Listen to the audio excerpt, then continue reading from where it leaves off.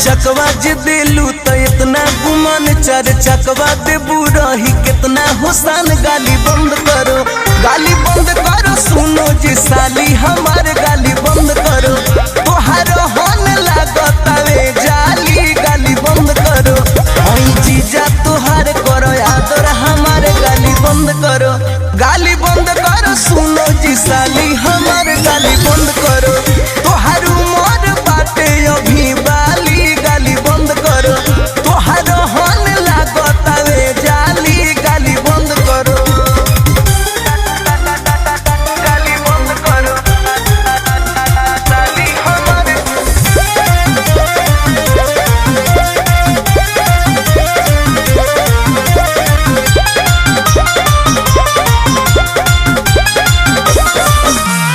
पहुना के आदर भाव करे के तनिको सिखलू नहीं लूर कि टंगलू बुद्धि अमरुधि पर बुझात बा जरूर।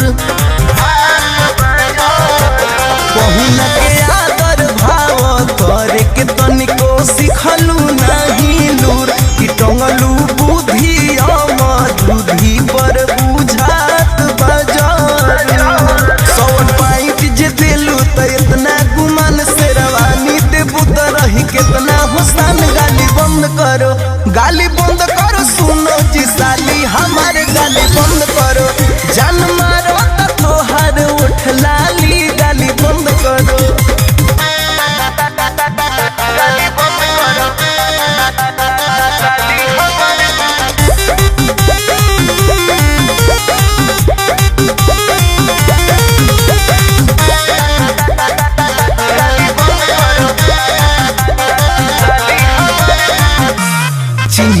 चिन्हिला तोहर जीजा होवे दीपक दिलदार कि अखिलेश बीरबल के बोलावो तारू अखिया मार मार।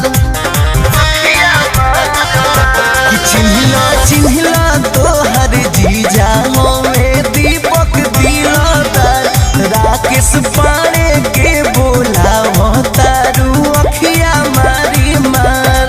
हाथे अंगूठी जे देलू तो इतना गुमान गले सिकड़ी देबू रही कितना हुसान।